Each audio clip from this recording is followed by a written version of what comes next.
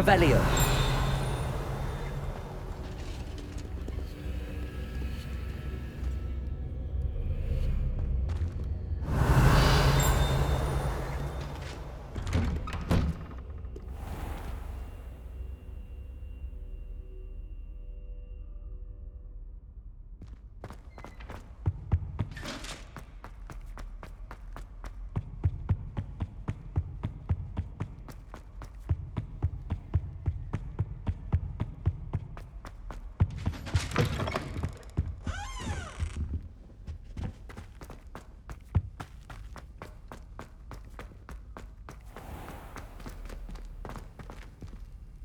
Revelio.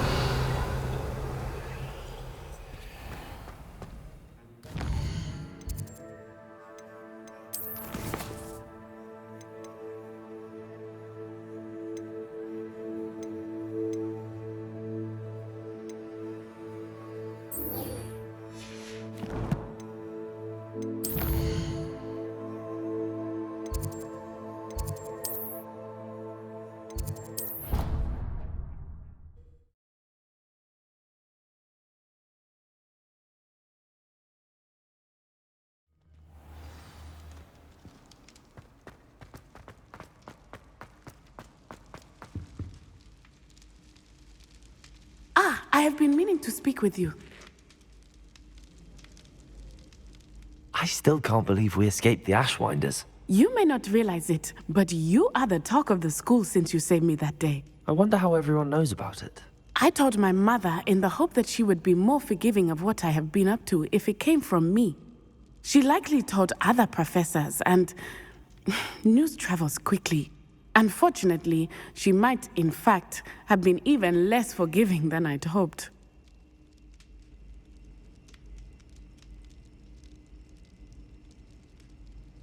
If she knew more about what you've done, I suspect she'd be proud. If she knew any more about what I've done, she would never let me out of her sight again. I'm sorry. Has Officer Singer done anything with the evidence we provided? She has not. Harlow is as strong as ever.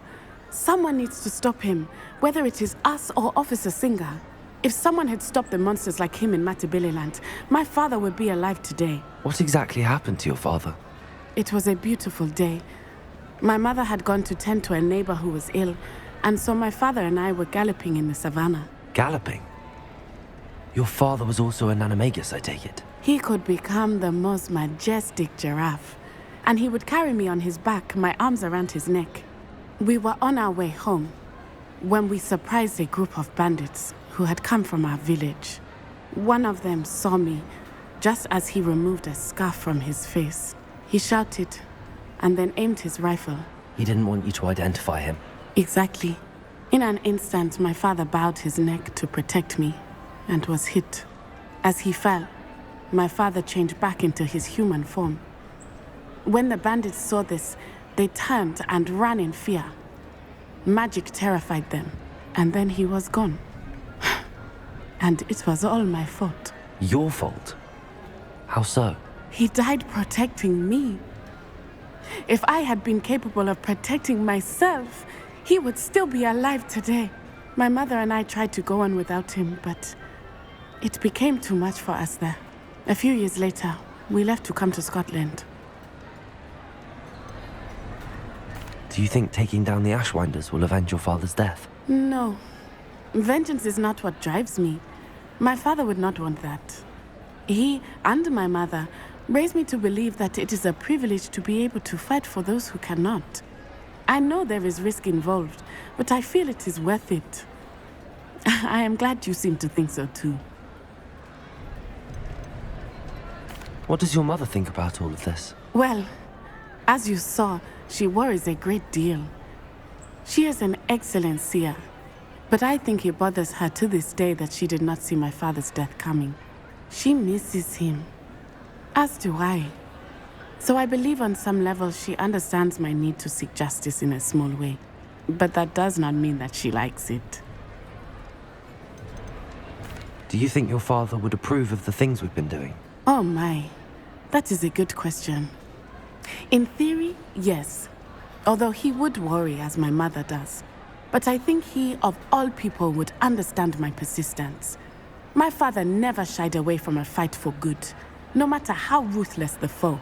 And I think he would have enjoyed knowing that I had a compatriot like you. I'm sorry, Natty. I can't imagine what you've been through. Your father sounds exceptional. He was. Truly extraordinary. And thank you for your kind words. We all have our burdens. My father had a saying about that. Yes, I remember. Rain does not fall on one roof alone. Exactly. Soon you and I will put an end to the Ashwinders, beginning with Harlow. And once he is gone, we will turn our attention to Rookwood. We are making progress, and we will succeed. Thank you again for saving me. You deserve all of the praise you have received.